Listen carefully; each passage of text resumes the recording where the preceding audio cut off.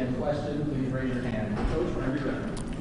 Well, obviously, we're getting ready for the Pitt Panthers. Disappointed about the last contest, excited about the new one. Once again, get an opportunity to play one of our rivals. We've got a lot of work to do. We're working hard. Did a lot of practicing over the weekend, and we're looking forward to the game on Friday night. Questions? Mark. In a different spot.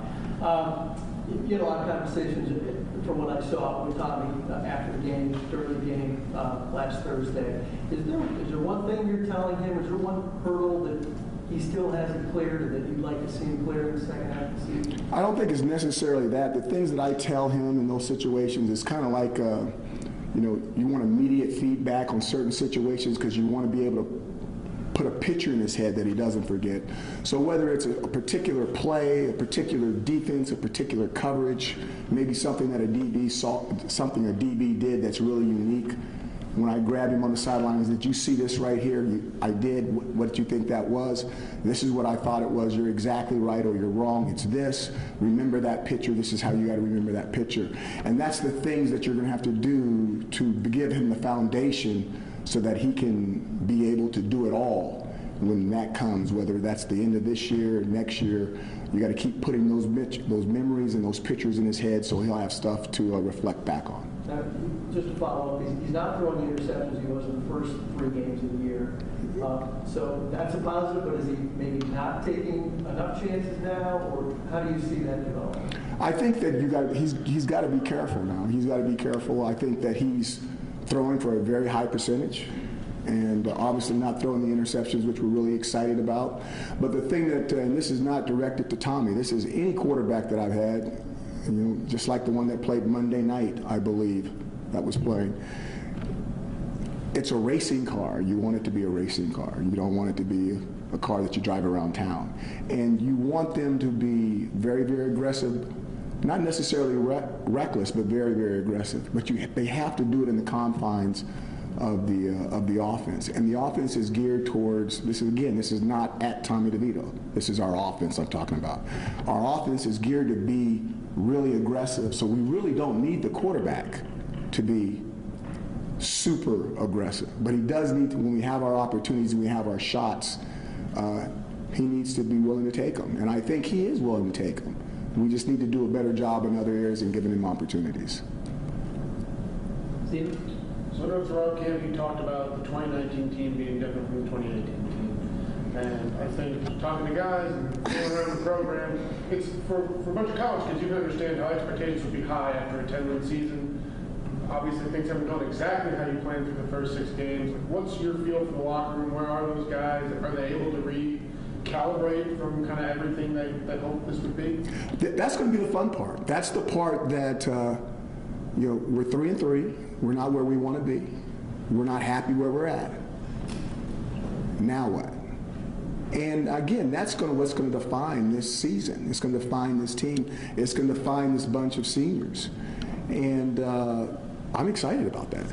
Okay, I'm not happy with how things have gone, but now that all that stuff is behind us, and there's no more rose-colored glasses here, this is what we are. Look, this is what we are. It's game 6. Okay, now get better. Other questions? Yeah, right. There were a lot of questions going through the season with the linebackers, obviously replacing 2 starters. What have you seen from Andrew Armstrong and P. Williams in terms of their development individually as well as within the defense so far? And they've developed quite well when you start thinking about from the second game to what they're doing right now. They have developed extremely well. The play that Armstrong made with the interception during the game was a high-quality play. And Lakeem as well made numerous plays that were really good. The one touchdown that was scored in the game, I believe on their part, was just one of those situations where they caught us in the right thing at the right time, at the right situation. And it was a good call, a good execution, touchdown. But outside of that play, I thought they played at an extremely high level. I thought the entire defense played really, really well. Yeah, go ahead, Andrew. I remember a couple of weeks ago we touched on Tristan Jackson, sort of him being you weren't quite ready to say he was maybe the number one receiver in this offense. I was doing a little light counting this morning, and he's been getting at least a majority of the target share among the receivers. I guess how have you sort of seen his role in this offense play out, sort of the balance of targets and receptions, and is that something that you like where it's at, or you want to see it change in some way? I don't look at it that way because, like I said, some of that stuff comes down to what's the blitz, what's the coverage, what's the call. And you can call one receiver as the number one guy on a certain play. They play a certain coverage. He goes from number 1 to number 4 just based off what the coverage is. And with the success that Tristan's had, I wouldn't be surprised that he starts getting some double coverage down the road, which means that somebody else better be ready to step up. So I don't look at it that way. I just look at it that he started off so far. He's having a good season, a good first half, and hopefully he can have an opportunity to have a better second half. Yeah, Matt in the back. You know, Pittsburgh's the one team in this conference that, you know, Syracuse has had probably the most history with dating back to the previous conference. Tell me what makes this game so competitive each and every year. I know you guys and Coach Narduzzi fighting over the same recruits in the Northeast, and it just seems like this is, as you were saying earlier, a rivalry game. You know, I think this is past Coach Narduzzi, past myself. I think it goes back to you growing up and a bunch of the people in the room. It's just a rivalry. Before I came, I wouldn't be able to tell you why it's going to be a close game. And then you look at the games that we've had, and every last one of them has been a memory. You know, I can remember every game that we played against those guys. And it's just interesting that the two groups get together, and it doesn't matter what the record is. It's normally one heck of a football game, and normally close. You know, overtime, a 12-point game that was crazy the first time, the win by us, and I want to say maybe it was a 3-point win or something like that. You guys probably got the details on it. And now this is round number 4 back at our place. And, you know, those guys are favored, and rightfully so. And we know we're going to have our hands full. It's going to be a contest. Brandon? Do you think that rivalry factor is what makes a lot of those games really close, or is there something specific about it that makes them particularly a difficult opponent every year? I think it's the first part. I think it's the rivalry. You know, they've changed quite a bit from what they're traditionally being, with Coach Whipple being their offensive coordinator. They're not as much run. I mean, they're in spread sets. They're doing a lot more stuff. Their defense is bringing a heck of a lot more pressure than traditionally they've normally done. And it's almost like they've flipped the page and they've gone off and moved on to something else. But I just think it's the rivalry. I think it's a lot of the same recruits. I think it's a lot of the kids being from the same area, a lot of the kids playing against guys in high school and having an opportunity to have one more shot at them. Mark? We've been talking a lot about the offensive line, and I don't know what you thought about their performance last Thursday, but until guys come back and get healthy, is this kind of what we can expect the group to do? I hope it's not what we expect. You know, the one thing that we need to do, I've talked to you guys about game 4 to 6, we're going to find out where we're at. We're at game 6, okay? We know where we're at. And I think the big thing here is this. Everybody has a responsibility to get better. This is not throwing any O-line or anybody. This is the entire football team, coaches included. Everybody has a responsibility to get better.